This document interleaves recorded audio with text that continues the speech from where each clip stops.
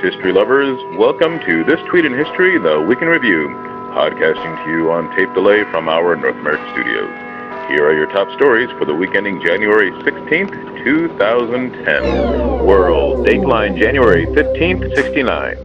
In Otho news, Marcus unseats Galba for a 3-month reign as Emperor of Rome. The backstory. With the Roman Empire overextended, divided, and reeling in the wake of Emperor Nero's suicide, which marked the end of the Julio-Claudian dynasty, military leaders began asserting themselves. The first of these, Servius Sulpicius Galba, had been in power in Rome for just over 2 months when the remote armies declared their own commander, Aulus Vitellius.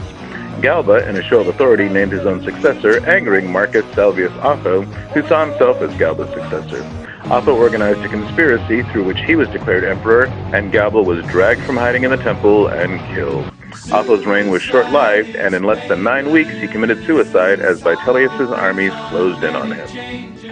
Sports, Dateline Miami, January 12th, 1969. Broadway Joe makes good on Super Guarantee. The backstory.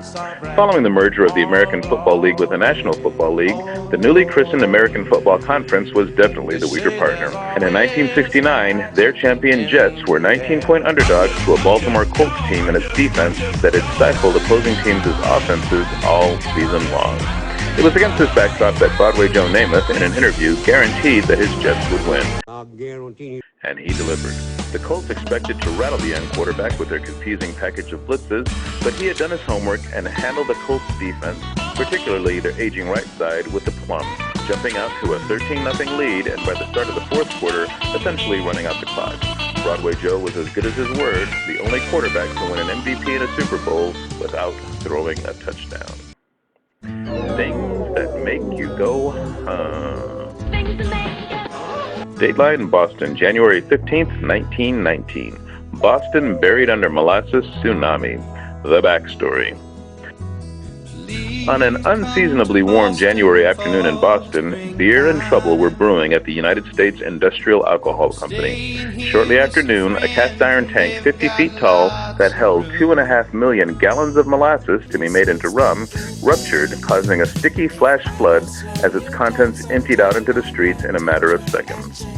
An 8-foot wall of molasses, moving at 35 miles per hour, uprooted buildings and vehicles and drowned and buried men and animals. By the end, 21 people were dead and more than 150 injured.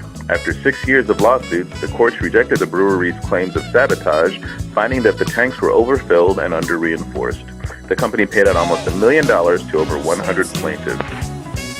This week's birthdays: January 10th, mystic Grigory Rasputin. January 11th, Canadian Prime Minister Jean Chretien. January 12th, author Jack London. January 13th, comedian Charles Nelson Reilly. January 14th, humanitarian Albert Schweitzer. January 15th, civil rights activist Martin Luther King Jr. And January 16th, singer Sade. Thank you for joining us for This Tweet in History, the Week in Review. Be sure to follow us on twitter.com/HistorTweet and check our archives at HistorTweet.blogspot.com.